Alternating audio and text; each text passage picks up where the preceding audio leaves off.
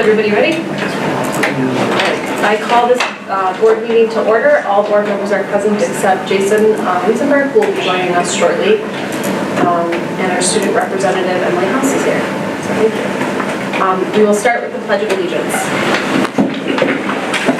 I pledge allegiance to the flag of the United States of America and to the republic for which it stands, one nation, under God, indivisible, with liberty and justice for all.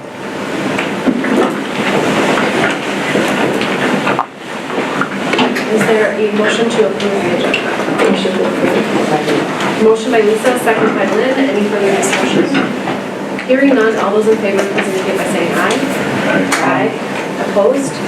The agenda is approved. First up is the truth in taxation presentation. Is Beth going to be? Yeah, she will. Yeah, I was talking to her about the treasure stuff. Oh, okay. So she's probably Running late. Let's see. How about, is it possible to skip ahead to comments and requests from visitors as you're waiting for her to arrive? I should start by saying we have a lot of stuff on the agenda today, and I'm going to do my best to help manage that time. And I, by no means, want to cut people off if we decide as a group that we want to extend conversations. Just know that I'm going to be maybe more diligent tonight about keeping us, on track as far as the time in our conversations. And again, we can extend those conversations. I just want it to be a conscious decision. So comments and requests from visitors. Are there any comments and requests from visitors that would like to speak? Hearing none, we will move on. As Beth gets kind of seated and adjusted to her, and ready to her, are you ready for truth and taxation? Yeah. Okay, I didn't know if you needed a minute to breathe, and we could kind of do some other board work, but we'll revert back to the truth and taxation presentation by our Director of Business Services, Beth Bertram, and I'll hand it over to you. Thanks. So, are you moving the slides for me? Okay, I'll do the second one. So for truth and taxation, we're going to go over the school district revenue sources, our audited revenues and expenditures for last year, and then the budget for this year. Some enrollment history and projections, talk about the levy a little bit, our property tax rate, and then the impact of our rate change. So the first slide is on our school revenue sources, and this remains consistent from year to year. So basically we get about 81% of our general fund revenues from the state. About 12% comes from our levy, about 4% from other sources like student fees and interest revenue, those kinds of small items, and then also a small amount from federal sources. So these are our revenues. So this is our audited numbers from 16, 17, and then our budget for 2017, 2018. So for the general fund, as we're looking at it right now, it looks like about a 1% decrease. Our original budget reflected a slight enrollment decrease, so when we revised the budget, it'll take into account the open enrollment fluctuations that we experienced over the summer, and then that revenue amount will go up. And then capital outlay also has a large increase, and that is related to long-term facilities maintenance. That funding was phased in over 3 years, so this is the third year of the funding, so then our state aid and our levy goes up for that. Food service is down a little bit. We expected a slight decrease in commodities. Commodities are the federal supplies that we get through the state, and so last year our food service director grabbed a huge amount of it, like $140,000 worth of commodities, like a ton of ground beef, like just ridiculous amounts. So I don't expect our food service revenue to be that high this year. Community service change is mostly due to our wraparound care that we implemented this year. And then debt service is going to see a big fluctuation because we refunded our building bond last year. And so that those funds sit out there for a while until the actual refunding crossover happens. Our next slide is on our budgeted and actual expenditures. So the red column is the audited from 16, 17 again, and then budgeted in blue for 17, 18. So our expenditure change pretty much goes along with our revenue. General fund is down a little bit, again, because of the initial expected decrease in enrollment. And then our revised amounts will include our open enrollment fluctuations we experience, and then of course our contract settlements are not in there yet either. Capital outlay expenditures go along with the revenues. We had an increase in long-term facilities maintenance funding, and then so we did a larger roof project this year, so that would account for the higher expenditures.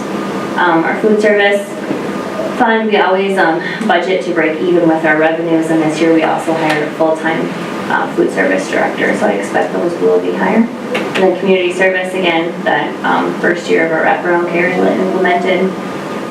Our debt service reflects our bond refunding payments.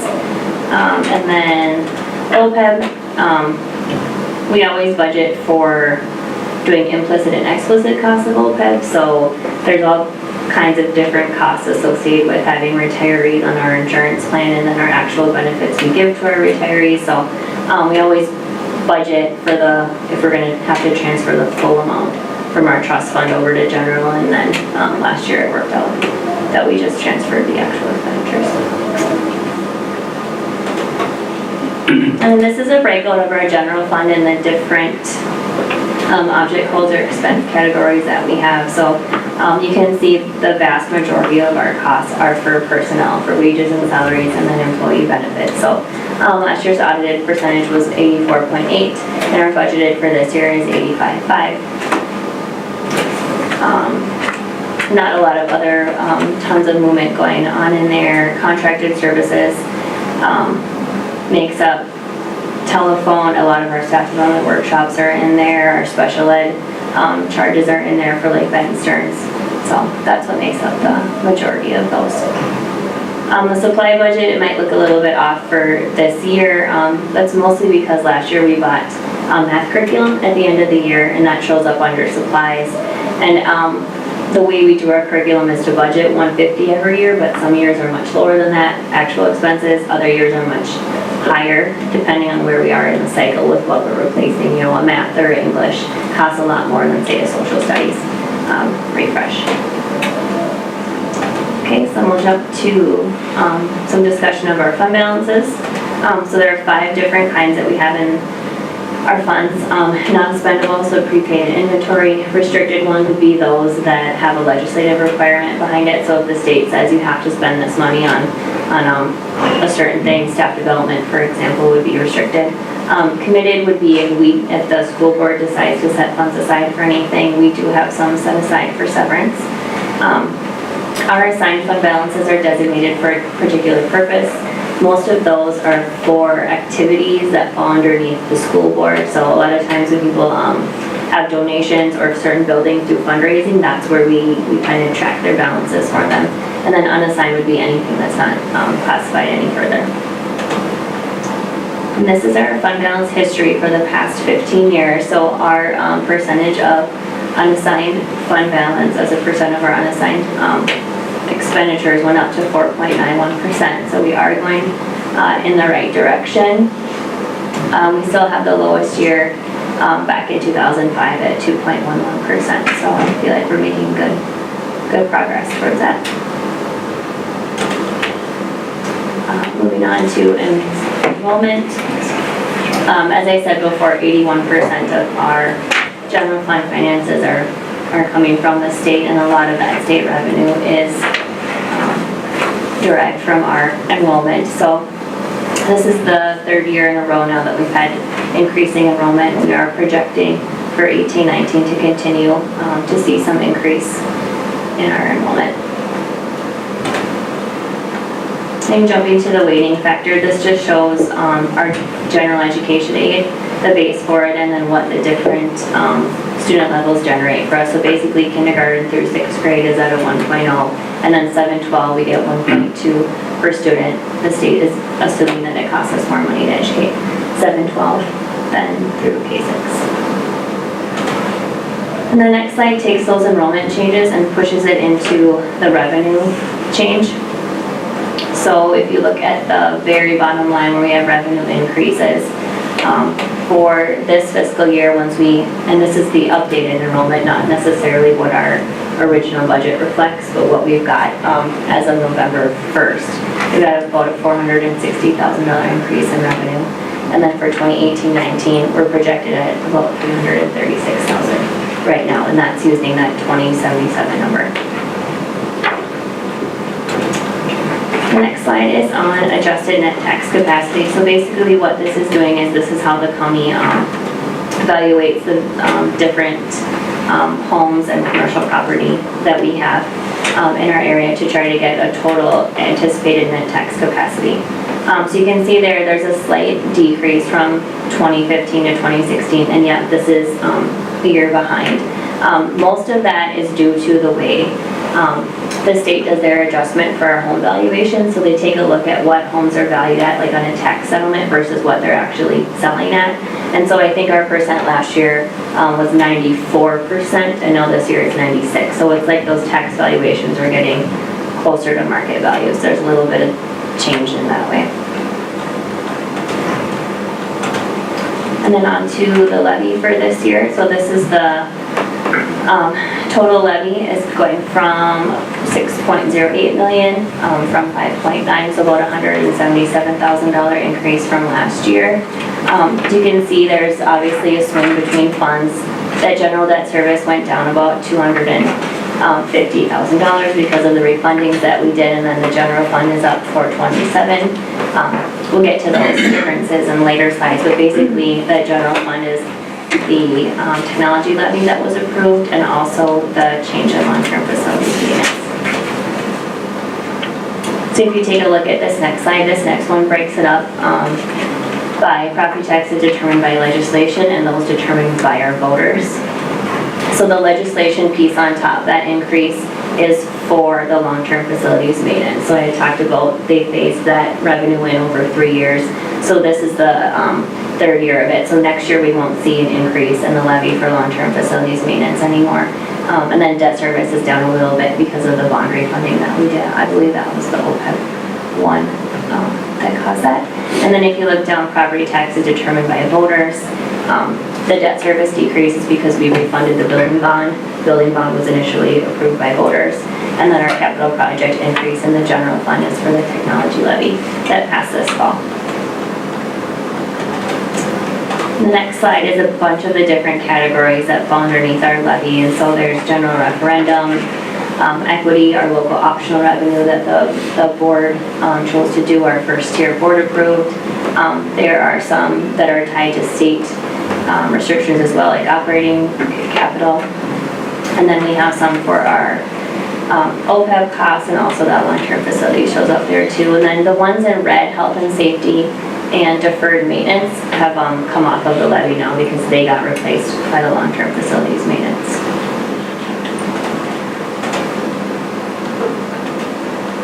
General fund breakout. So basically this is just the breakout between them. As you look at the categories, obviously the capital project referendum sticks out pretty drastically, and then the other changes come in the long-term facilities. So the long-term facilities maintenance went up, and then also if you look, we had large adjustments last year in health and safety and deferred maintenance. Those basically are catch-up adjustments that happen from the state, and so because those levies fell off, we don't have negative adjustments for them anymore, so then they don't make long-term facilities maintenance look lower anymore. But overall, a $427,000 increase in levy for the general fund.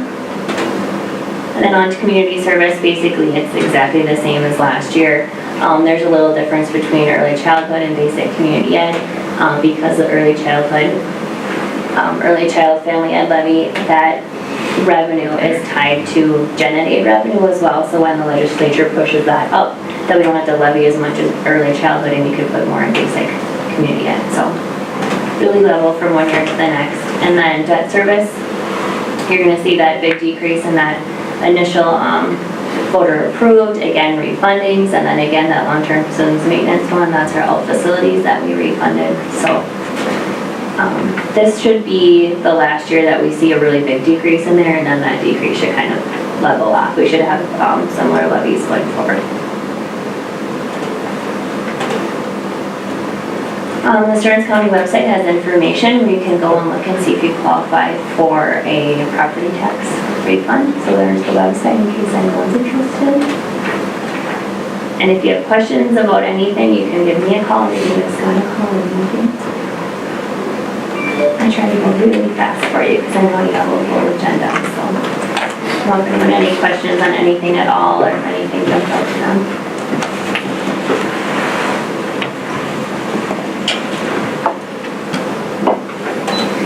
So no formal action is required in this presentation? No, you do need, there should be an agenda item to certify the levy. That's later in the packet? Yes. No action, great. Okay, so no action at this moment. Are there any other questions before, this will come back tonight in our agenda? Just certify? Just certify.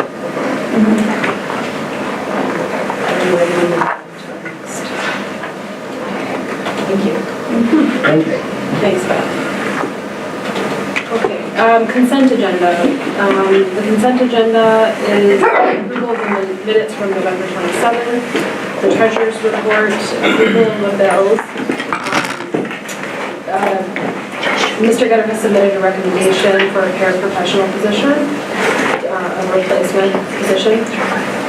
Policy consideration, policy 92, student or search of student lockers, the resignation of Vicki Hawkinson Cook at secondary schools. There are a few main changes. Seniority list, so this is the opportunity for us to approve the seniority list. Were there any questions on the consent agenda, or does anybody wish to continue? Motion to approve. Motion by Lynn. Second by Jason. Any further discussion? Hearing none, all those in favor please indicate by saying aye. Aye. Opposed? The consent agenda. We will move on to strategic initiatives, and first up in these discussions is the athletic turf report. So I'd like to welcome John Olson. John Young, I'm sorry, John. I know you from Booster Club. That's perfect. But yes, thank you for joining us, and you can come ahead and sit down. The athletic turf conversation has come up in somewhat rapid pace with active members of the community and the county staff. And basically there's kind of a excitement around placing our current field with our current stadium with turf to allow more teams and more groups, I guess, within our buildings to be able to use that area. So you have prepared a presentation and you're looking for some feedback from the board. Exactly. So thank you again for the opportunity to be here. Again, I'm John Young. 3 of our kids have recently graduated from Rocori. We have our last one, Jack's a senior. So I've been a parent, and they've all been active in the school and in athletics and so on. I've been at St. John's University for over 30 years, 25 of those working in our development office and alumni parent relations, raising money. So we've dealt with a lot of turf fields out at St. John's, so I'm here. And I've been active on the Booster Club Board of Directors for the last decade. So there's different reasons why I'm sitting here, but just wanted you to know that. So we refer to this as this turf project, and really the status, as I understand it, is in your recently approved facilities plan, 10-year plan. There's set aside for that project beginning in about 2021 for the subsequent 8 years of about $100,000 a year. So we're here to discuss the possibility of accelerating the project from 3 or 4 years from now to as soon as next summer, because we have in doing that by securing some pretty significant private commitments that would ultimately save the district weekly significant money, hundreds of thousands of dollars. So go ahead.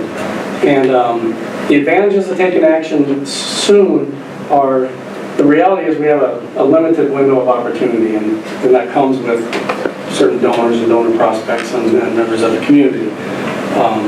And that it's a timing issue, right? They're motivated to participate now as opposed to 2 or 3 or 4 years from now, put it that way. Other area high schools have already installed turf. fairly nearby, New London, Sauk Center, Minnewaska, Alex Raynard, Fergus Falls, other schools in the conference, in the Central Lakes.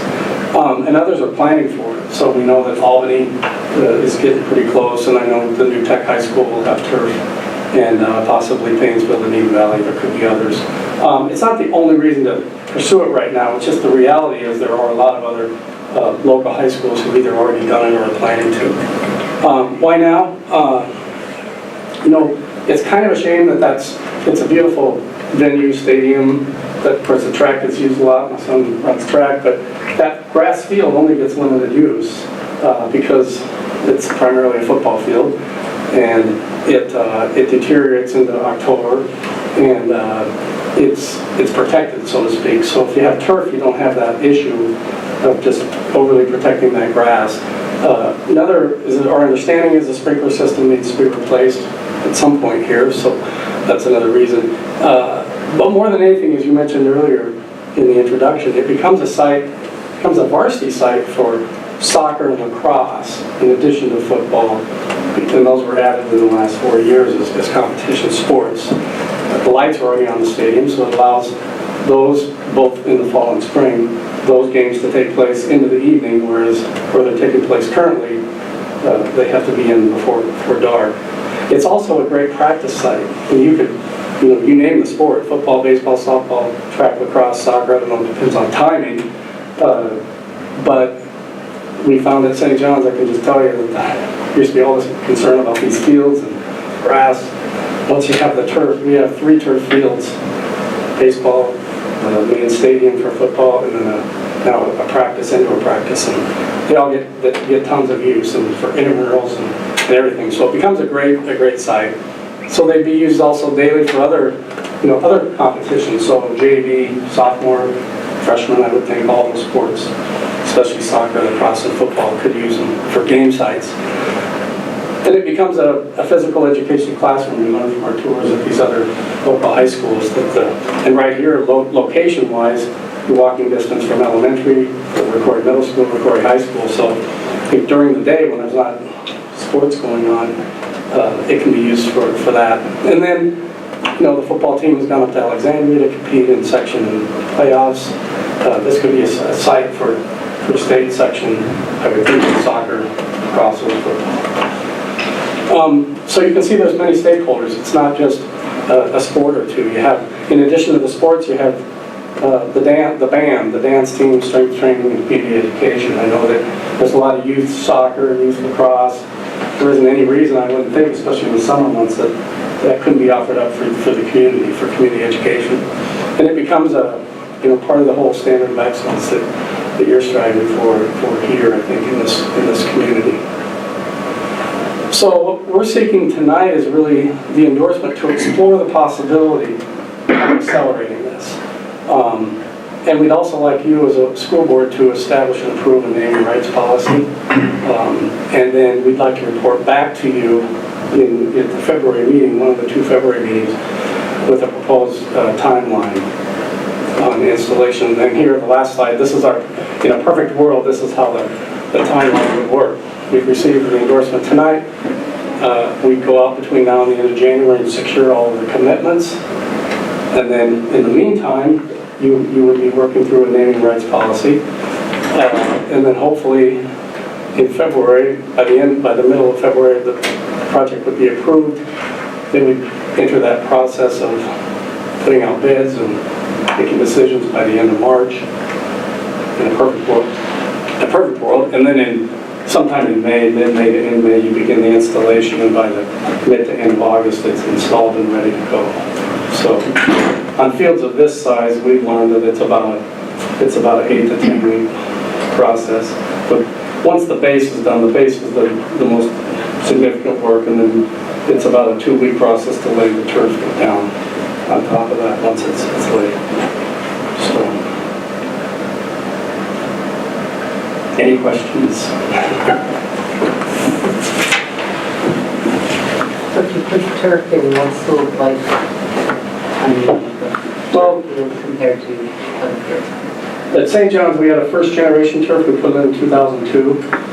We replaced it 12 years later, so that was kind of the early generation. Our visits to Minnewaska and London, they both said a minimum of 15 years. So it's hard to know for sure, but I think 15 years is a safe bet. It might last longer, but I don't represent the turf company, so I don't know for sure, but that would be I would plan on 15 if I were What, in your shoes. when the replacement needs to happen, what is it, all needs to be replaced? Is it the whole No, just project? the turf on top. So when we replaced the Clemens Stadium turf at St. John's, we just removed the old turf, put new turf down. The new turf was $364,000 to put in the new turf. So it's about half the It's cost of less than the original half. project? It's usually right around, Okay. So the turf actually didn't go up in price from the time we installed it a dozen years earlier. The turf was actually about the same price or even a little less expensive. And it was a higher quality turf, we felt, because it was now third generation. Now they got fourth and fifth generation turf. That was like 4 years ago.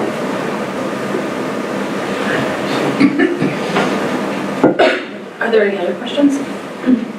I'm going to step away from my son's band, Okay. so I apologize for that happening. So, the conversation around tonight in the sense of urgency, which is why we added it to tonight's board meeting, is because there's sort of there's a little bit of a momentum or to secure some gifts from. Right. But we want to be careful because there've been some conversations and some verbal commitments and things, but now if you allow us to actually go out and say, what we would say is, look, this is still conditional on whether we're successful coming back in February with enough of these commitments, right? So it's still it's not an absolute guarantee, but we want to be careful that we don't go out and promise something, and then we can't, and then we come back and say, oh, we're not able to do it yet. So what we're looking for is really that endorsement to go, explore it, finalize, get the commitments, come back to you and say, okay, this is what we have, and this is how we think it could work out financially, and then sort it out. So tonight we're not making a decision on if we'll for sure have turf or we'll move forward with turf. We're Right. making a decision on if we will allow you and the committee to go forward and ask for donations Exactly. to support it. Because the turf is in the 10-year plan, the assumption is you will have turf or you approve that eventually. So what we're seeking is the possibility that you could have a lot sooner than perhaps you thought, and that it would be significant enough commitments that you would say we should. In my opinion, I think if we've got people who are excited and we've got momentum and we've got the possibility of securing some real significant funding that can save the district money, we would be irresponsible not to move forward on that. And if it means doing it earlier than we had thought we might, then we do it earlier.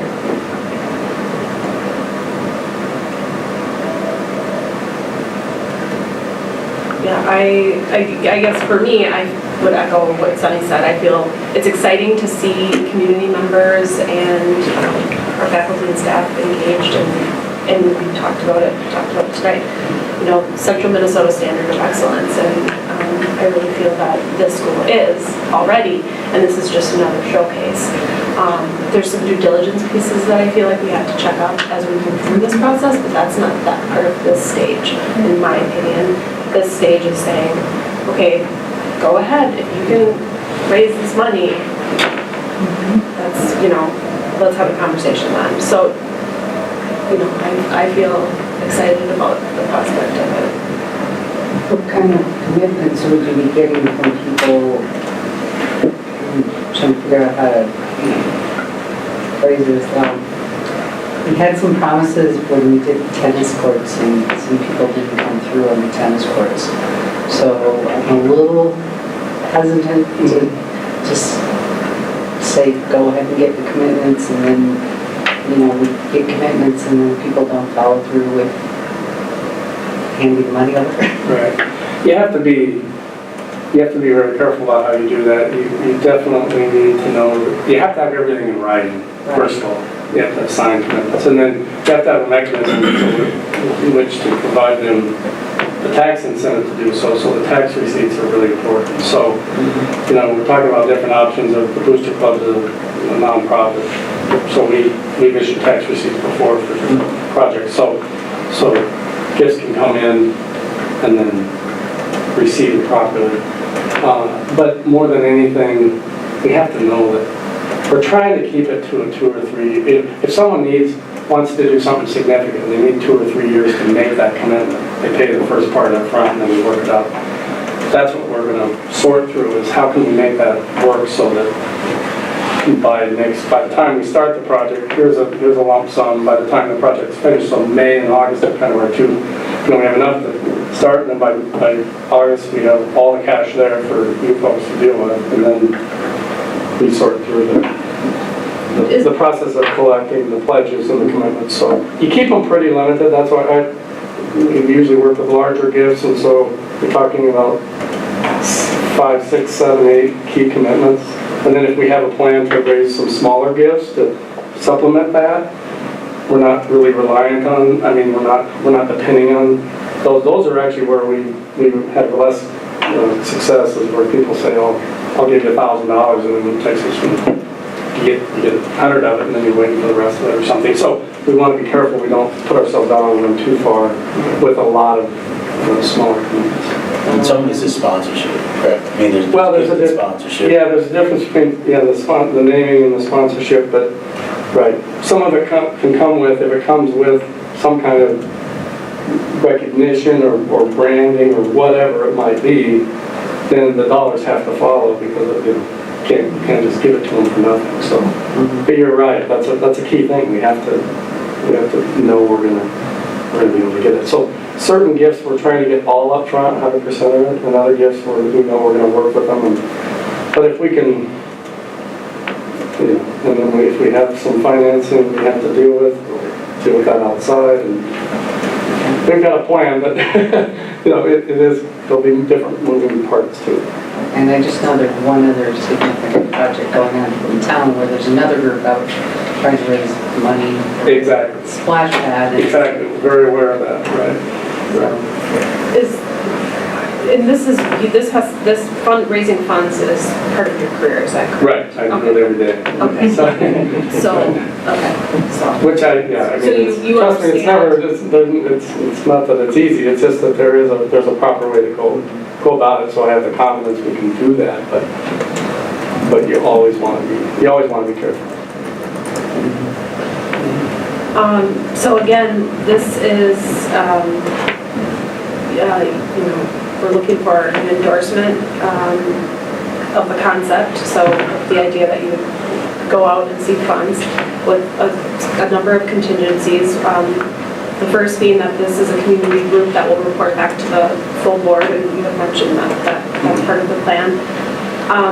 And then this community group would make no promises on commitments on behalf of the school district. And so this is important to us, and we've talked about this in committee, but basically,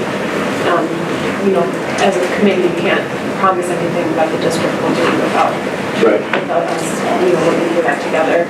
And then all policies and requirements of the school district will be honored in the process. So all of our policies will abided by it. So just to be clear, those are some of the expectations going forward. But you're looking for an endorsement to move forward. So are there any questions? We can make a motion to endorse, or we just make consensus? So are there from any specific board members, are there concerns with moving forward? Just a question about part of this is the legal rights policy. Who's working on that policy, and we've gotten a sample from the 2 districts that we visited. We've gathered another sample, and actually Joel is working on the base policy to refer to committee. okay, you said you have a number of donors, so we're not going to have like 5 names in this. They all want their name on it. We'll sort through all of that. Right. You usually have one main, and then there's sometimes. There's other things you could do with other kinds of commitments that are more subtle. Right. Any other reservations, or do you feel comfortable as a board moving forward? Shannon? I think we're good. All right, great, thank you. Thank you very much. Thank you very much for your work. To allow them to move Yes, on. yeah. So, and then I took some notes about, we need to, just obviously, you've already started it, but stay on top of that policy and get some of those other meetings on it. Okay, great, thank you. All right, fall activities report. Activities Director, Joel Baumgart. Thank you. Joel has included an in-depth report on, all the things that are happening inside of your department, and that was helpful background. Well, one of the things that I want to start off with, first of all, thanks to John, and I also wanted to recognize Kim Venable, who's here for lacrosse, which is really behind this whole facility piece. So thanks to all the people involved in that behind the scenes. I know there were some soccer people as well and so on that really wanted to support it. But anyway, so that being said, that's kind of part of my presentation, my special guest, and that he's talking about some facility ideas. But I wanted to start off with the Rocori culture, strategic initiatives, and I kind of have the different items listed. I'm not going to read through them other than the first part. My goal with my position is I realized a couple things. Number one, activities are out there and activities can be used to promote positive culture. And that's every time I'm trying to do different things, I'm looking at how can we make Rocori kind of in the front page news in a positive way. And if you look at the first paragraph here, I'm kind of talking about that. People want to know about activities, people want to know about their kids, people want to be involved in that stuff. And I think one of the things we've tried to do in the last 6 years since I've been here is really to put that out there, and I think it's a positive in a lot of different ways. Here are some of the things that we do to promote our positive culture. First of all, starting off with sports meetings. I do sports meetings for fall. I do one sports meeting for all parents and coaches and athletes, and then they break into teams. But in winter we do separate ones because there are something like 8 different groups that meet and so on and so forth. So we do a smaller version. We have presentations for those. I really believe that parents are a lot happier when they know what's expected. So coaches at that time have to give schedules and plans and all that out at that time. Parents feel better about communication. They're going to be more positive in the stands and off to a more positive head start, and I think that's happening. I also do middle school sign-up days with all the middle school students. We meet with them 3 times during the year during 18 time, working together with the middle school principals and basically try to promote each activity. I realize that we're one of the smaller schools in our conference and in our division and in our sections and so on. And so many times we feel we need to get students to do at least a couple different things, whether they're sports or academic activities or arts activities. We need kids involved, and I think in the end we benefit from that. We have the CLC Sportsmanship Day. Even though we are the second smallest school in the conference, we had the second most kids, and the year before we had the first most kids. So we get kids at those things, and the training that happens there is really useful. I think training things about sportsmanship and about proper diet and all the different things that our CLC ADs put together. This year it was at Sauk Rapids, and it'll be again next fall. Created the art club. This is still up and coming and developing. We are taking our leaders nominated by our coaches and putting them together in a couple meetings. All of those students were the ones that went to the Sportsmanship Day, and then we meet a few times during the year. The kids end up lettering at the end of the year. High school league coaches training. All of our coaches do training, and I try to let the public know that, so that they realize that not anybody can coach. It takes a special person who's very well trained in order to be a good coach. I think we find that more and more today. Positive PR and send-offs and recognitions. We did a number of those last fall with all the different state entrants and so on. I try to create a tradition. If you do it the same and do it, hopefully like tonight's Rocori Proud, if you keep doing it the same, people get an idea that, hey, I should be there, this is what it's going to look like, and they're going to dedicate themselves to it. Our send-offs are only about 10 to 15 minutes long, but all the staff come down, lots of the students come down to celebrate each other, and our pep band, of course, does such a good job on those. Again, positive PR. Our Athletic Hall of Fame, we just finished the class of 2017. Our next one will be 2020. And we had a really great banquet, people coming back and talking. I heard this over and over and over again, and that was, this is a different place than a lot of places. This is a special place. And for those people who were at that event, they'll tell you that too, but these people who were nominated, we were very honored, and I think we had about 200, 250 people at that banquet. It was really good. The Arts Hall of Fame started that a couple years ago, and this year Dee Holsinger, former staff member here, was a tremendous music teacher and leader of choirs and things like that, is our new inductee. She'll be recognized during the musical this year.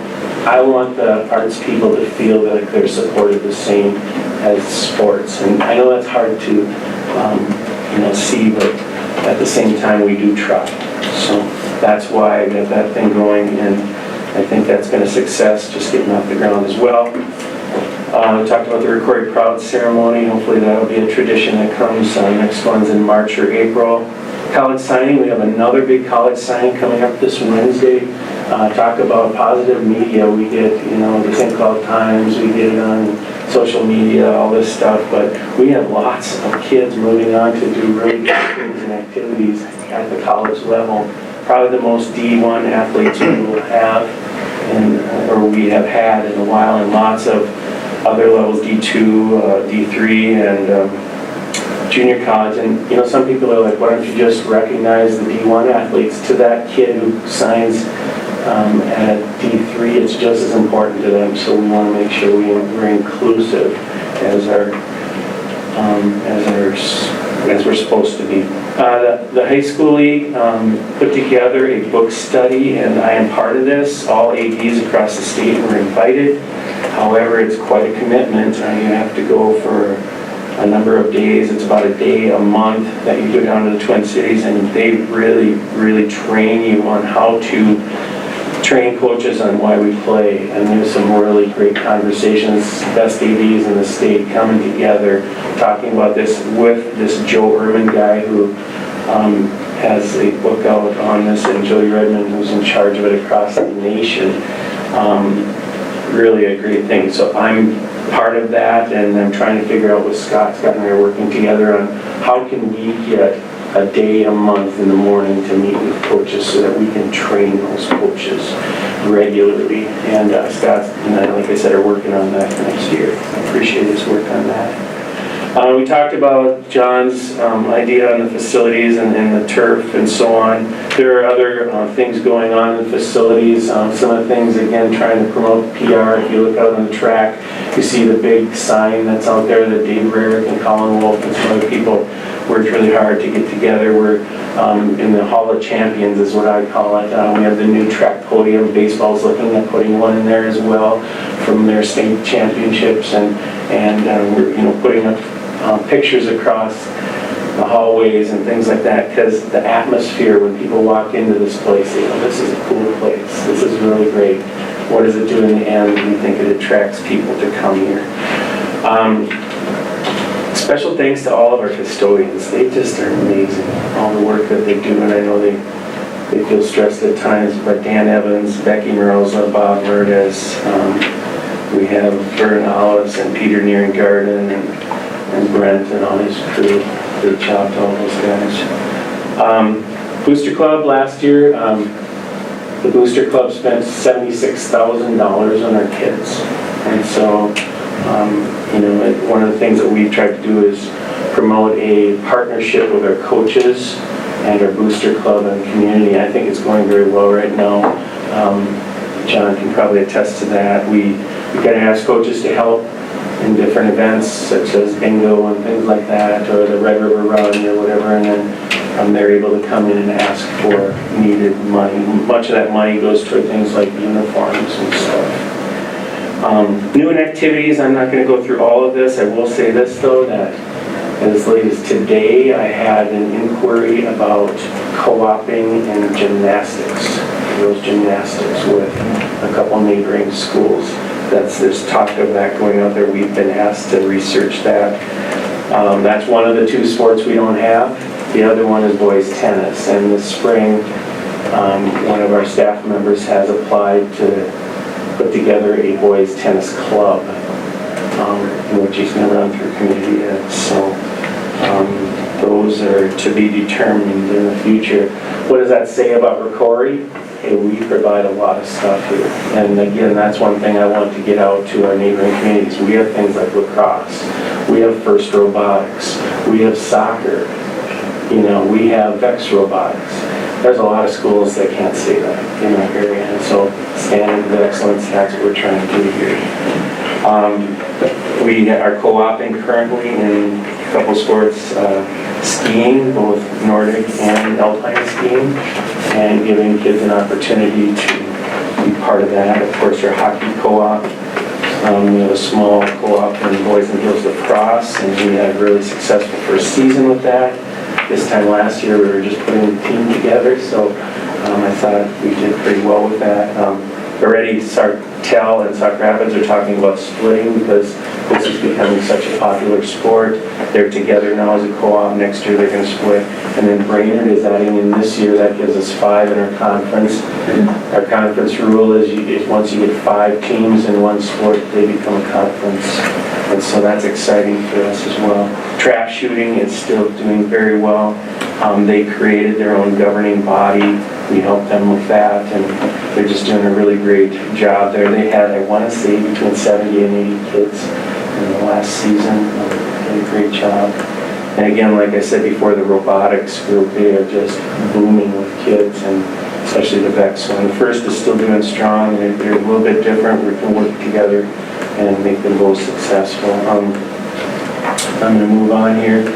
That's pretty much all I have. Again, my goal when I look at my job is to provide for kids and to provide the best possible programs that we can in any way possible. And it doesn't always work out. We aren't always winning the conference or going to state or whatever, but if we can keep working that and keep working on our coaching staffs and work to build character in our kids, I think eventually the winning comes. And so that's kind of my motto, always looking to improve, always looking to get better. So, any questions? Well, I have a surprise for you. First of all, Joel, you do a great job, and we just went to the Rocori Proud Award ceremony, and I just felt like your authenticity just kind of comes out, and you're a great part of our school, and I think you just bring a lot of community and positivity and good PR and all the things that we're intentionally trying to do. But anyway, so beside the point, we have this framed in our basement, and this is my husband's first year as a River Lakes hockey player, because it was the first year it was started. And there is a very young Joel Baumgartner as a coach. And so I wanted to bring it because I laugh every time I see this on our wall, because it was a long time ago, but I'll pass it down and you can take a look at it. So, and if you want a copy, I don't know if you have a copy of it. It's the inaugural year. Yeah, I've been trying to get Kevin to hang one up. Kevin Mooney is the Okay, yep. guy who's in charge of the arena. So Yeah. that's a pretty group of kids. Looking good. Yeah. But yeah, thank you for. I don't know if I have this picture. I would like to. Okay, I'll get you a copy. But your report was very detailed, and so I think if there's not a lot of questions, there's a tremendous amount of information that we had beforehand as well, so. Thanks for all the support. Appreciate it. All right, thank you, Joel. Thank you, Joe. All right. Moving on. All right, the next strategic initiative that's up is technology. So Brian, if you'd like to join us. We've asked Brian to come and share some information about the initiatives that are happening, kind of the strategic direction of the technology department, and then as well as processes, especially in reflection of the approved referendum and what are the processes for making decisions strategically and in the long term. Yeah, so the referendum, that's fantastic, that's great. We've, as a technology committee, we've met once, since we met at the end of November. And just kind of initially kind of said, okay, we passed, and now what do we want to do? We kind of started, opened up the dialogue to say is, typically in the past, with the budget that we've had available for technologies, I've kind of managed it all myself for the most part, just saying, okay, we got all this stuff to buy, we only have so much money to work with, so I just kind of made those executive decisions mostly because it's which labs are we replacing or which network closets or where are we putting Wi-Fi or who needs an iPad today, projectors, things like that. Now that we have more money to work with, not only can we pay for what we need, but we can grow. One of the things we're going to do, and we're going to start these discussions in January, is look at the entire tech budget to say, okay, here's what needs to happen in the upcoming year. Here's the labs that need to be replaced. Here's the teachers that need new computers. Do we have iPads, projectors? Somebody's got a smart board that needs to be replaced. Kind of look at what do we need to do first as a group, and say, okay, as a group, we need to do this. Here's what we have beyond that we can use now that we have the referendum, and then say, okay, when we went out through the Vote Yes committee, we said, we want to focus on STEM, we want to focus on getting more technology in the classroom, we want to focus on improving our communications through our website and social media. How do we want to lay out those priorities? And then once we lay those out, break those down and say, okay, now that we've laid out our priorities, what does that look like? What are the action items that we do? Smart boards or smart TVs everywhere. Do we want to do the website first? Do we want to improve social media first? Do we want to put devices in every classroom first? Decide what that path looks like. Obviously, we can't do everything the first year, but we've got some time to do that. So that's kind of a big picture overview of kind of the plan moving forward. I guess I kind of hope. Yeah. So. That's kind of the plan. It's something new for the tech committee since I've been here. We've never really had to have conversations of before, so we're all a little green to it, but at the same time super excited, because it's something we finally can do. And other committees have been able to have these kind of discussions for one reason, because they've had the funds available too. But we're excited. So yeah. So our meeting in January, last Thursday of the month is when we meet. That's when we begin. We don't have a meeting here in December just because of the short month. Just lock the scheduling, so that kind of helped it. I know that was kind of your big thing you were looking for.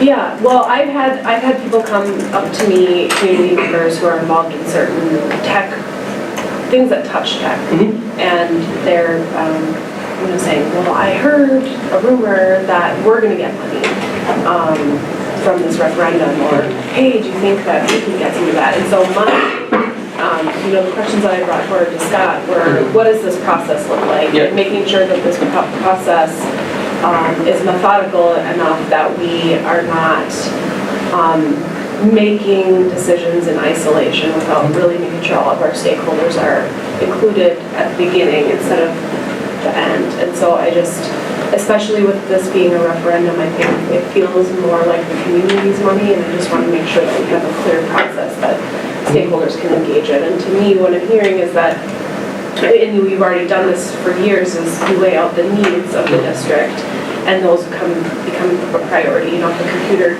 doesn't have the hardware to run any new software, you have to replace it, and those are more easy decisions. And then there's probably some gray stuff, but then the wants of, focusing on STEM and all of that stuff.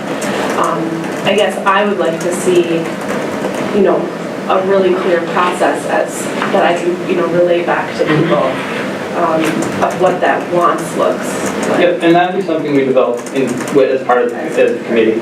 I don't really feel like, since I want this to be committee-driven, as part of the decision-making process, I think they should be part of the, how do we take those requests? I know I've heard just snippets from other meetings that other people have, the conversations are happening, well, how do we have all this money, we can do this, so everybody's excited, which is good. Yes. And what we'll want to do as a committee is, one of our first steps is going to be, how do we funnel all that into a channel and say, okay, here's the request coming in from who, and okay, we can categorize it within the committee and say, okay, here's what we want to do and how we want to prioritize it, so. And I really like that you included the notes from technology committee in here as well, and so I was able to see what you guys had discussed, and I think that's one helpful step. Yeah, the notes are a lot better this year now that I have Kayla helping with that. In the past, it's been me trying to get up the meeting and take notes, and I'm just not, I'm not talented enough to multitask that much, so Yeah. the notes have been Kate not feels great. great at that. Yeah, no, she's been fantastic for that. So, and then the other piece that I had questions on is the committee members. I know we used to have a technology policy that kind of laid out, really delineated in a detailed way who would be on the committee. And I would like to see some of that information, and not necessarily at a policy level, but just so I have information to, some community member comes to me and says, we need to talk to this person on this committee here. I think that would be helpful. And then I know that with the previous technology committee, there's kind of a rotation of who would be there. There's always kind of like one person from this department, but just having some continuity. Well, I know at the, obviously the board administrative level, we rotated every 2 years, I think. Okay. Oh, okay. So there's been that rotation. Okay. At the staff level, we really haven't had that. What we do try to do is we do our best to try to get some level of representation from every level, and even to an extent from different groups. So we have teachers, media specialists, the technology specialists, like Roz, we have kind of, like we were trying to kind of represent a bit of the secretarial role. We're trying to cover all the aspects of it. Obviously, we could have a meeting of 40 people if we really wanted to get granular with it, but we try to do our best to, as people come in and out, like Kelly, it's not really been at some of the meetings lately, but we're going to bring in James Kula, like Richmond as an example. So he seems to be really into tech. He did that hour of code thing, so he's going to be a good addition to the committee. So we don't really have policy or process to specifically say, okay, we need to make sure we check all these boxes. We just try to do our best to say, let's make sure we're covering the building the best possible, and if we see there's a lack somewhere, we can add body or, hey, you want to come, ask them to come on board. Yeah, that's good. I mean, I appreciate all of that. But having a strong process is just, I think it's really important, because this money, just to reiterate my point, is just the money feels different, I think, to the community. Sure. And just to have, we're not going to be able to meet everybody's needs by any stretch, but to have a clear process, a clear and fair process, and then with transparency, I think that's the best we can do. So, are there any other questions so that's technology. Well, I have a question. Maybe not directly with this, but with the security system, the Raptor program, I know it was purchased maybe about a year ago, and I know we talked at the beginning of the year that we were going to start implementing this. Where I have not, at least coming into the high school, I have not seen it operating, but is it? Yeah. We deployed in the middle school, high school office at the beginning of the year. He's been kind of facilitating use of it. So we've had it up here basically since the beginning of the year. I've been busy with other things, so my time hasn't gotten me out to the other buildings yet, although this week, it's typically a quieter week. Cold Spring Elementary I was going to get to actually probably tomorrow or Wednesday, and then when we come back from break, Richmond, Rockville, and the DEF will get deployed. How does it work then? Because I've been here a couple mornings and I've just walked right in. Is it before, like, the doors are locked? Well, I've come in the office and no one's asked me either, but maybe they. I've used it I mean, once, the first time you use it is, you gotta get your license. It takes a little bit to enter in the system. Then the next time, they just know what your name, and then it's pretty quick the second time you use it, so. Yeah. But it's been in the main door down there, but Yeah. So if you come in before school starts, you can just get in and get around wherever you need to go. But if you come in after school starts, then you have to check in. I can't necessarily speak to what the process is in the high school office for them. In general, the doors are pretty open prior to students getting here. Yeah, I know both layers of doors and the different vestibules are open, so you're not forced through the office, if you will. Whereas during the day, once school starts and the inner vestibule doors are locked, then you do have to get funneled through the office. Actually, I can't speak beyond what they do in there after that. They're supposed to get, checked in and signed in so we know who's in the building, but I'm not up there obviously, so. Is the how is the feedback going? I mean, is it, are we able to man it with the people that are in there? Are they overworked? Or? No, I don't think so. The one the comment from Dee that I've gotten is she likes it better than what we were doing before. So I'm not sure opinions changed on it since then. my only feedback is that, her desk is here, and you sort of have to go back to the corner, or this, Yeah, so it's a little bit off the beaten path, so I couldn't really efficient as far as the time for her and stuff. Well, we've tried it in a couple different places. We started with it on her desk in a couple different organizations, and then she wanted to move it over there. I've kind of let her dictate where she thinks it's going to be best because she's in there operating it. I mean, I'm not really the person to dictate that. So, she's tried a couple different places, and that's kind of where it's ended up. And so far, Works best for her. right. That's why I'm not. And it hasn't, so now you're gonna go to Coastal Elementary first and then to Richmond and Rockville? Yeah, because, Cold Spring Elementary, in my opinion, is the next logical stepping closest. It's easiest for me to get to. Once we get that one done, we're covering 90% of the people there. They're the two highest traffic buildings I think we have. Out of the So what is obviously we'd like to get this done. I mean, you have a timeline of trying, I don't want to say it's low priority, but, I would have liked to have it done by now.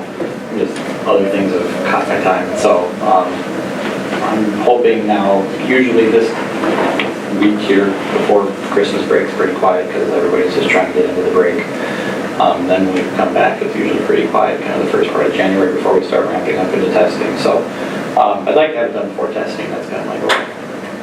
so I guess my opinion would be, I'd probably move it up a few notches because we've had it a while. Sure. I'd hate to have something that's supposed to be protecting us and then not using it. The issue, I don't know if you guys saw Mark Jensen's report though, but he does have a paragraph in here that there's been issues and we're spending an hour to 2 hours a week on the phone troubleshooting the issues. And so I don't really know what's going on, I don't want to get in the middle, but it sounds like there's issues that need to be troubleshooted. Yeah, she has been working with the support because there have been times where you'll scan the card, but it won't print out the badge. So it's scanning and it shows up in the list of people checked in. And so I've been in contact with Dee on that. She's been the person talking to support because she's working directly with it. The only thing is, I think you need to make sure you're schooled up because you gotta go to these other buildings and Dee can't be our expert because she's gotta do what her job is, so. Right, and I've been in contact with her. We've been talking about, here's what we've been working on, here's what is working, here's what's not working. So are there processes in place so those can be replicated in other buildings so they're not having to just go through the same struggle? Well, right, and part of the discussion we had earlier in the year when you had concerns about redeploying in all the buildings at once is one to run in one building at a time to learn from one building. And so that's what I'm doing, I've been learning from one. And like I said, we run into some hiccups that we worked through, and so now we'll be able to apply those into other buildings if we run into those same. Yeah, I knew that they were having, I didn't know that there was major issues. I thought it was just, you said it was low priority, so. Well, the way Dee's communicated it to me is, there's been issues. The way Mark's communicating it hasn't been communicated to me that way via Dee. Maybe she's just not communicating it as harshly as she actually feels like it is or what, but I know Dee's had some problems with it, but she's been able to work them out with the tech support she's had been able to contact, so. But everything that she's had to work through, we have, I'm aware of what she's done to repair those things, so when we go into other places, we can replicate it easily. When I was in there, it was very smooth. Yeah, and, It was 45 seconds. yeah. And I had she flipped my face. My driver's license picture, not a pretty picture. So I guess, do you feel it's reasonable that each building can handle this without, Yes, you know? yeah, no, I think it'll be fine. I have confidence in everybody that we'll be There okay. you go. See, I can see I'm smiling. I think we'll be okay. Yeah, for sure. All right. So thinking about the technology initiative, I think the primary objective for tonight was to talk about the technology committee and the referendum. Is there anything else that you wanted to talk about? Yeah, well, the technology referendum I knew was going to be a point, so that was the majority of my notes. Just a couple other things I wanted to throw out there is, been working with the English department here this year. They're in their curriculum refresh and they're interested in getting some more curriculum into there. So they're demoing a couple doc cams, like document cameras that can hook up to the projector so they can show things. Those have been going really well, so they're excited to look to expand that. Right now we're just passing a couple between classrooms to kind of get some ideas and plans, and they seem excited. They want to put them into all the classrooms, so I think that's going to be part of that.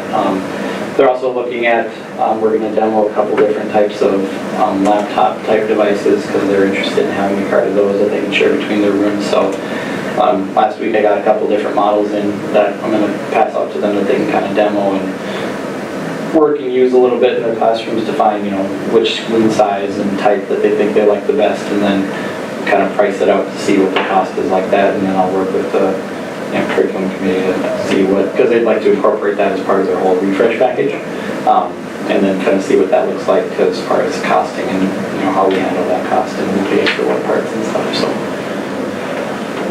there's that, and then also I think Brent put this in his written report. I don't know if you've seen it, but he and I this kind of late fall, early winter, been working with talking with a company called KeyBox. They have an asset management program, kind of an inventory tracking web-based program that we're moving into and going to be deploying here this winter to help us better manage our inventory of stuff. Computers, like on my end, computers, laptops, iPads, anything that's under my charge will get inventoried into the system to help us better keep track of everything. It has some asset tagging software where we can put stickers and tags and everything so we can barcode them, which right now we can't do. We have some like on these, but they're more for checking out like a book type thing. So, and then he's going to also be the part of it so he can inventory and asset tag all of his stuff so we can see ages and costs. It's going to be good. And so there's also a ticketing system in there where people can put in a help desk, not only for technology, like, hey, my computer's broken or my projector bulb burned out, but if somebody has a problem with their door, their lights, their heating, or something like that, they can put in a ticket that funnels through his channels as well so that we can have some better accountability and tracking about what's going on that side. So, yeah, that's all I had. Perfect.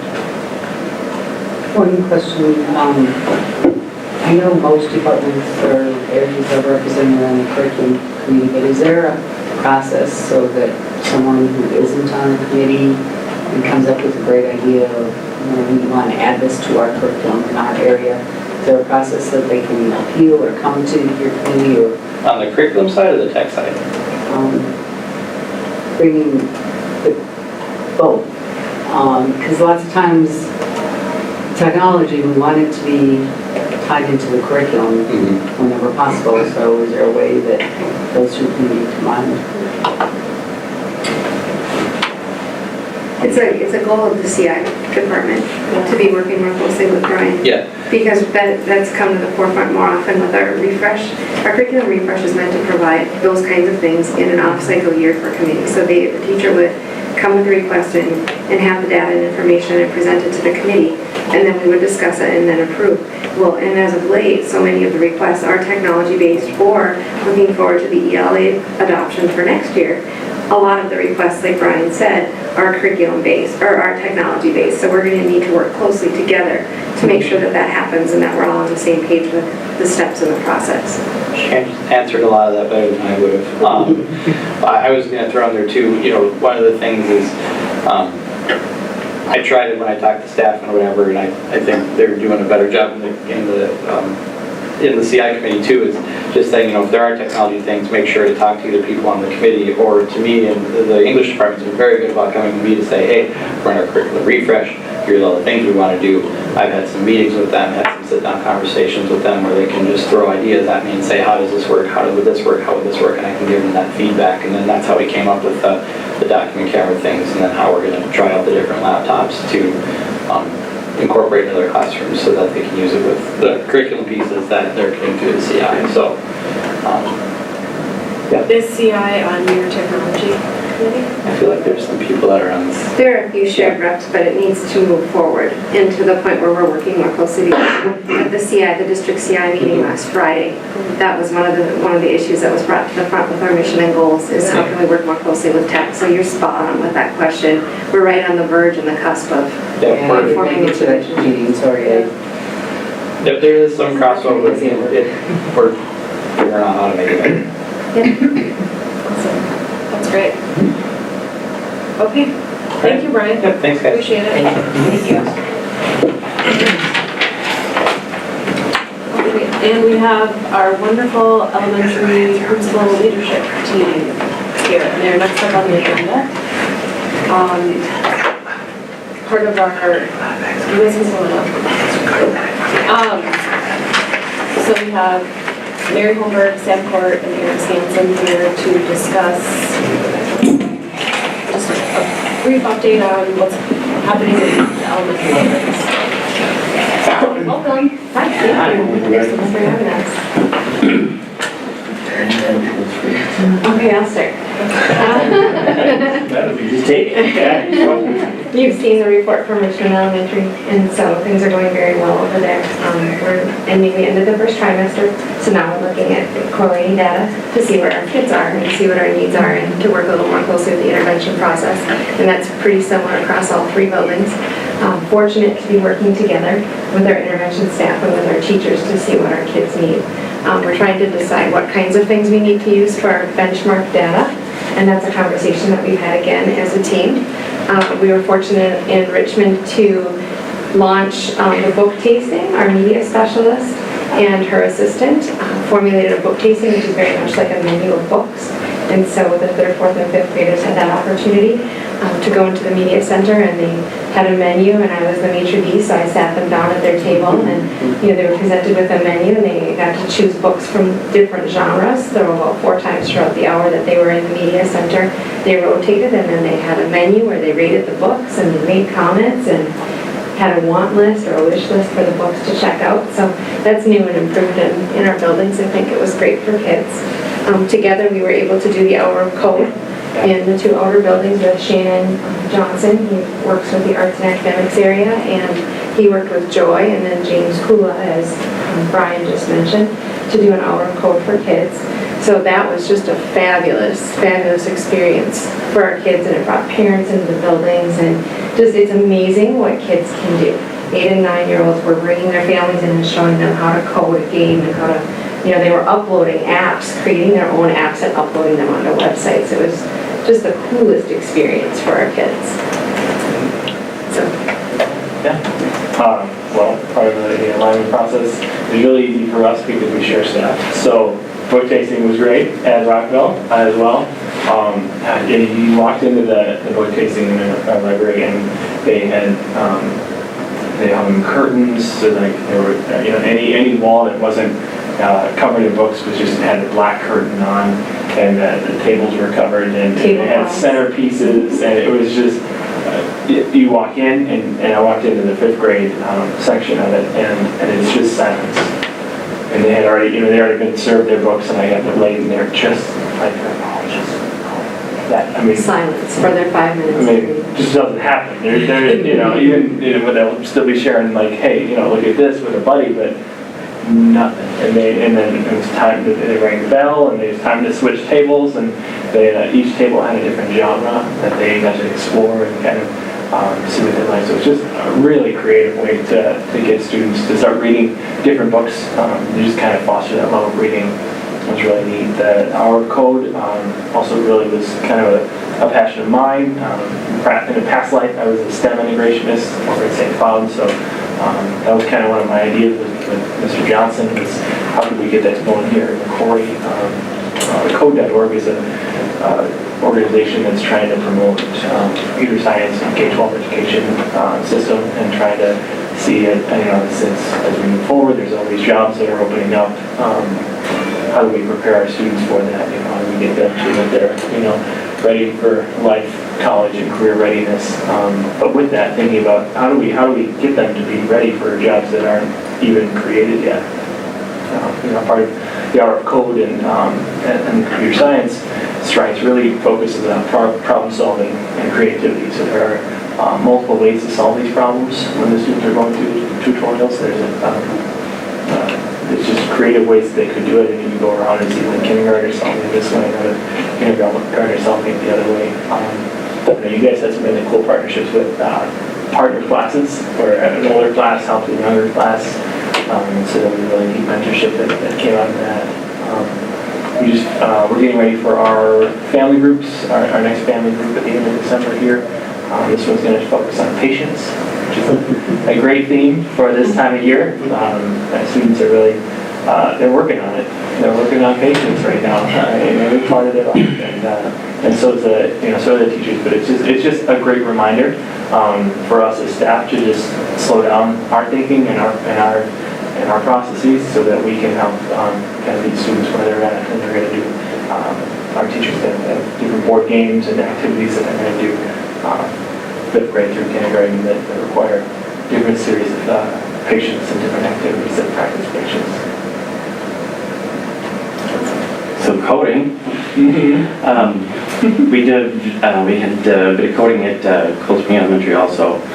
This fall we had one of our Explore classes focus on coding. So they Explore runs 2 times a week, half hour, over 6 weeks. So they get a chance to kind of dig in, and again, the coding of the games, writing the code right on the computer. So we didn't do the hour of code, but we had that embedded. And then actually, just to back up a second too, just a thank you. As many of you know, I had a kind of a really incredible fall, and lost my dad unexpectedly this fall. And I made this promise to him and to some other people that I was going to just talk briefly about him. He was an educator for 34 years and just did some incredible things in his 34 years, and really focused on kids and experiences, and making sure that access was not a problem, that everybody got to experience things. So just kind of taking that message and going forward, that's one of my promises, that at least under my watch, that kids are going to have experiences, and that we're not going to have access problems. Everybody's going to need to enjoy those. So that kind of comes down to a little bit of what we try to do with Explore, and giving kids experiences where they can try things, whether it's coding. Another experience that we had just last week, actually, one of our Explore classes was around drones. We got some beginner drones, so kids can start to understand the aerodynamics behind them and how they're driven. We actually had Stearns County come in and bring in their fancy drone, like really fancy drone. So the Stearns County Sheriff's Office was in and talking about how they use drones, and really connecting for kids what they were doing in the classroom with these little mini drones to what a career can look like, and as far as the specs on the drones, how they're built, how they're programmed, what it means to drive them, what does it mean in real life, things with the FFA. Thank you. And making sure that they had clearance, so the kids learned a ton about the practical application. And that's really, again, connecting one of the ideas behind why do we do Explore, why do we let kids explore in these different areas so they can see possibilities going forward. My dad's name is Dan, and I think Dan would be proud to have some of those things continue on now. We had a holiday music program here a couple nights ago, K1 program, and Ms. Cram always does a really fabulous job getting the kids organized and performing. So it's nice to see all that hard work come to fruition, and they get up on stage and get to perform. A couple of other things that are happening that I'm excited about. Literacy has always been one of my pushes at Cold Spring Elementary, and getting books into kids' hands and letting them explore books. So that's a fun idea. We didn't get to do that, but in January we're starting Principal Book Club again. So I've got the book out into kids' hands, and we're going to be reading a book called Refugee by Alan Gratz, and it's just a really fabulous book for 5th graders, talking about the journeys of 3 separate kids that are refugees, one from Nazi Germany, one from mid-90s Cuba, and then also one following the story of a boy from Syria, which is current day. I think it's important for kids to experience that. We know that one of the best ways that students begin to discover perspective and to build empathy is actually through reading. There's studies out there that show the link between empathy and kids that read books and experience those different diverse perspectives. So that one's starting in January, and then my hope is to do 3 more throughout the year. So I'm currently have a short list of books that I'm trying to narrow down for the next round in February. So I'll meet with 12 5th graders in January 4 times. They already have the books, and hopefully we'll expand that going throughout the rest of the year with some 4th graders, and the idea is to move it down into 3rd grade. So there's a little bit of a challenge to find a book that is high interest, that can span reading lifestyles, and that kids take it on their own to read. So I'm excited about that. Other than that, I've just been busy in the evaluation cycle. It's in full swing right now. So as teachers come through and we're talking evaluation and what's happening, we continue to talk about CAFE implementation, the literacy standards, how those standards are happening in their classroom. We're talking about EL strategies and academic vocabulary, and then also focusing on the math talks, the new expressions curriculum. We actually have a separate round of just one-on-ones of all my gen ed teachers who are not just the ones that are on the evaluation cycle, but I'm meeting with all the gen ed teachers in January to talk specifically about CAFE implementation. Since we're in our 3rd year, just doing a little bit of a fidelity check on how that's happening in the classrooms, making sure that it's continuing to happen as it's supposed to. Other than that, I know that I'm coming back in January for a longer talk, I think. So I'm going to save some of the fun stuff for January on the big talk. But I'm excited to come back and talk about some of our committee work and how we're focusing on our World's Best Workforce goals and making sure that we're operationalizing the roadmap. So I'll give you some examples of all the finer details of the things that we're doing to meet what's up on the roadmap in January. Awesome. Thank you guys for that update. Another question, how's the math curriculum implementation going on this year and at your level? I know we asked the high school principals because they're also dealing with the new math curriculum, and I know it's been a challenge for some teachers. And I can say the experience is similar for our elementary teachers. It's rigorous. It'll take probably 2 to 3 years for our kids to catch up, for those classes to rotate through and being in the program and understanding the vocabulary and the different processes. But it seems to be going well. With the train-the-trainer model, we've got 8 or 9 staff that are trained by a representative from the company. And so they serve as resources to our classroom teachers. So if they have a question, they shoot it at the trainer, and then the trainer, meaning the classroom teacher that's been trained, will either know the answer or find the answer. And if we can't find the answer together, we have a Padlet, kind of an online note-taking system that we share with the Math Expressions company. And so our trainer from their company looks and checks in on that. And if I shoot her an email and say, hey, we've got some questions, would you mind helping us out? It's a really nice way to communicate and get those answers in a pretty timely fashion. So are there still bumps in the road? For sure. Are we still learning? For sure. Are people finding their strengths? Absolutely.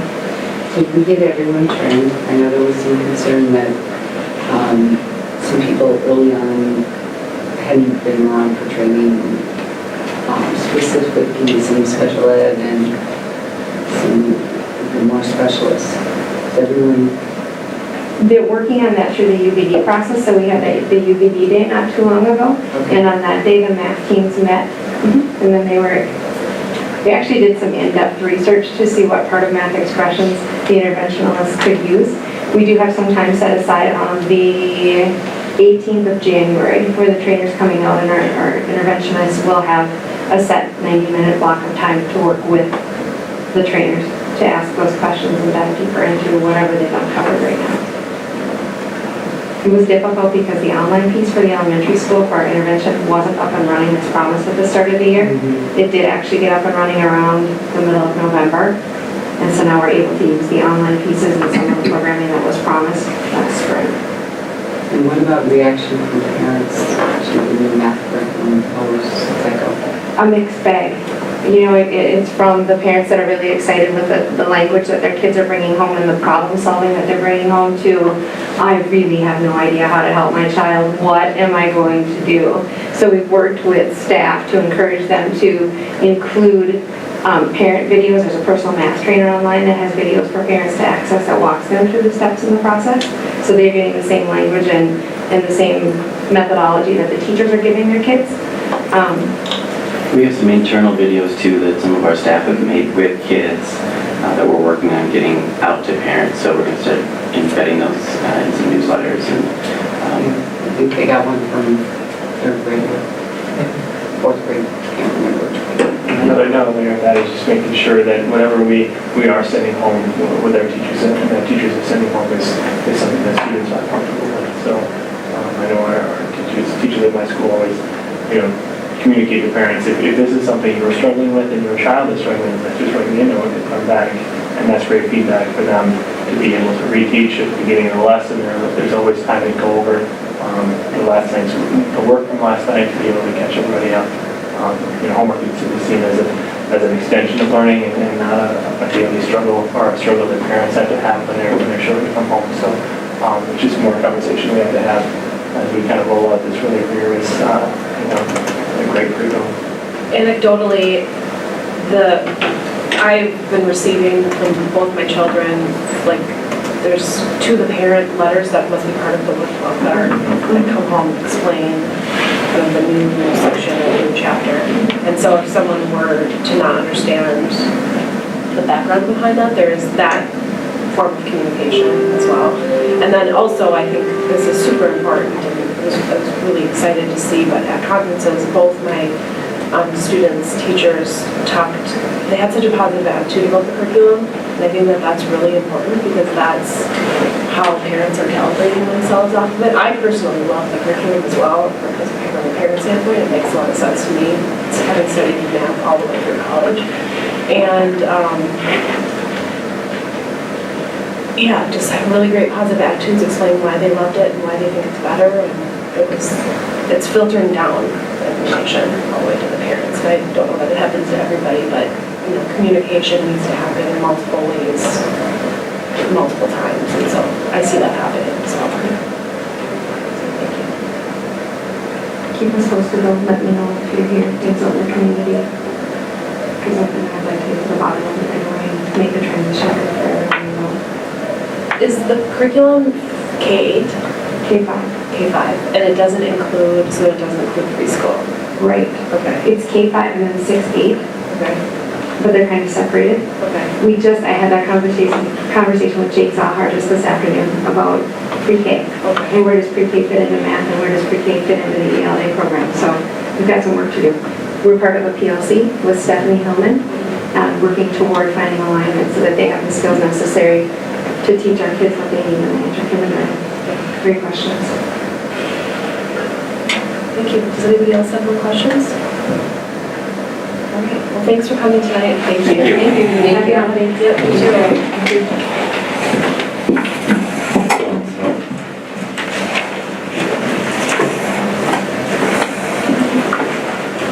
Moving on to World's Best Workforce. Scott and I had a good discussion in our agenda planning meeting about the best way to present the data and then to have the World's Best Workforce conversation. And so I just want to give I